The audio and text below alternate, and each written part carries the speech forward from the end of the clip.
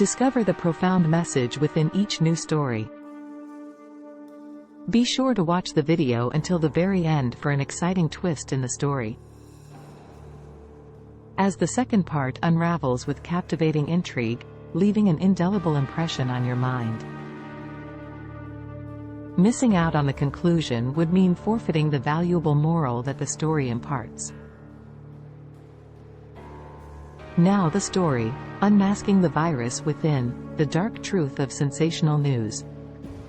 The quaint city of Turin had always been known for its charming streets and picturesque landscapes, but beneath its idyllic exterior lay a sinister web of fear and deception. When the police discovered the lifeless body of 43-year-old Isabella Rossi, her apartment was a haunting sight. Mysterious bruises adorned her lifeless form.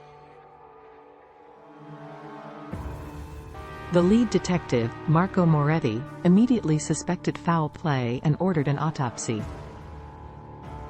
But the truth that awaited them would be far more perplexing than they could have ever imagined.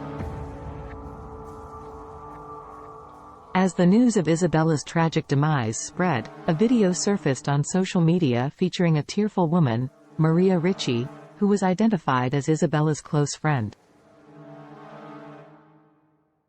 In the video, Maria was heard uttering, "This is all my fault." The unsettling incident caught the attention of Max Serafino, a seasoned reporter at Turin's largest newspaper. Max had grown tired of writing tabloid stories but was aware of the grim reality of the industry.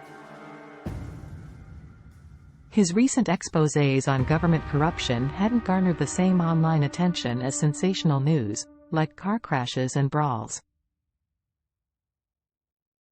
With Giuseppe, the new chief editor, pushing for sensational headlines, Max found himself once again entangled in reporting on tragedy. Giuseppe's fascination with articles about sex and death frustrated Max, who craved to delve into in-depth investigative journalism. Nonetheless, he followed orders and began researching the mysterious death of Isabella Rossi. As he studied the case, he stumbled upon a curious detail. Isabella had been excessively consuming sensational news on Italia app, Italy's largest social media platform. The thought of such content leading to her untimely demise intrigued Max.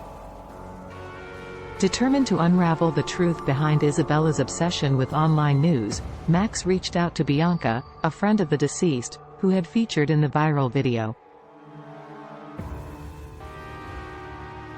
But Bianca's initial reluctance to talk left him with more questions than answers. Undeterred, Max continued his pursuit, reaching out to Professor Rizzo, an expert on human behavior at the University of Turin. The professor revealed that a condition called mysophobia, or germophobia, could lead to malnutrition due to the affected individual's fear of touching food and avoiding public places. Max considered this possibility, but his instincts told him there was something more to the story. As Max dug deeper, he discovered that Isabella had been bombarded with fake news related to diseases and viruses through Italia app. The links, at times, directed her to articles from the Turin Register, Max's own newspaper. A chilling realization struck him: was the content his newspaper produced contributing to the fear and paranoia that led to Isabella's demise?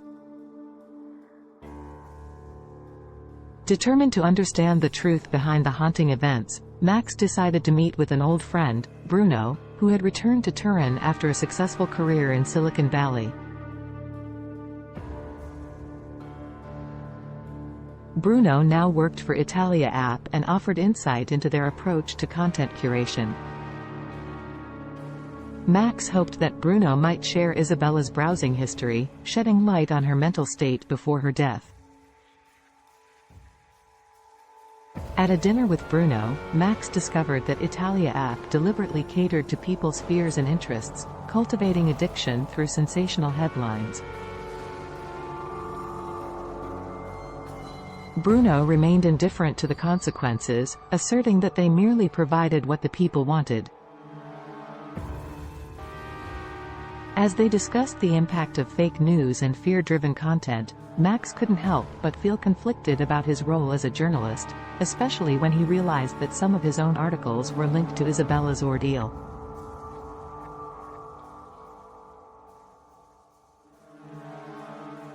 The revelation shook Max to his core, but he chose to keep his emotions in check and focused on his duty as a reporter.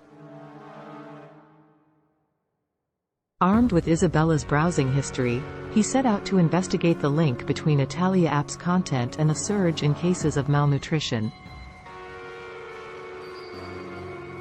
He found himself questioning the moral implications of the industry he had dedicated his life to. In the ensuing months, as more cases similar to Isabella's emerged, Max's resolve to uncover the truth strengthened. He continued to write for the Turin Register, but with a newfound purpose to expose the dark underbelly of sensationalism and fake news that plagued society. Yet, he couldn't help but wonder if he was playing a part in the very cycle of fear he aimed to dismantle. As the months passed, Max's dinners with Bruno became a ritual. Their conversations would often delve into their past, reminiscing about their shared university days and youthful dreams.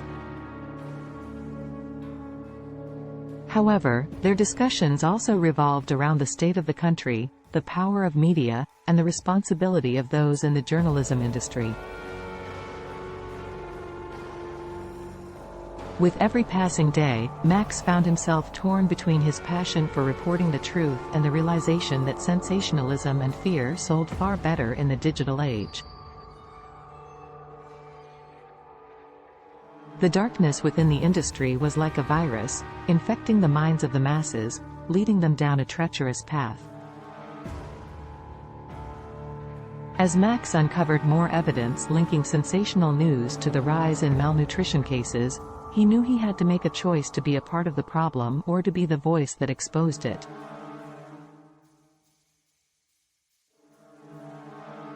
The battle within him intensified, mirroring the societal conflict between truth and sensationalism. In the end, Max made his decision. He would not be a mere cog in the fear-inducing machinery of the media. With unwavering determination, he exposed the role of fake news and sensationalism in the malnutrition epidemic, bringing to light the dangers of the media's manipulation. Max's articles gained traction, and the country slowly awakened to the power of misinformation and fear-driven content.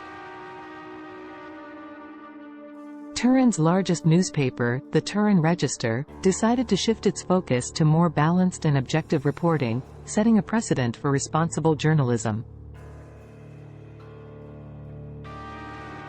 The battle against the virus within had been won, but the war continued. Max vowed to use his platform to enlighten and empower his readers, guiding them toward the truth rather than feeding their fears. As he looked back on his journey, he understood that the line between truth and deception was thin, and the responsibility of the media was immense. In a world where information was a double-edged sword, Max Serafino chose to wield it responsibly, determined to fight against the shadows that sought to consume society's soul. The battle against sensationalism and fear-driven content had just begun, but Max stood tall as a beacon of truth in the darkest times, ready to face whatever lay ahead. Please like, share and subscribe to our channel and join us on our journey through the world of stories. Don't forget to click the bell icon for the latest video updates. Check out the video description for the complete playlist. Thank you for watching.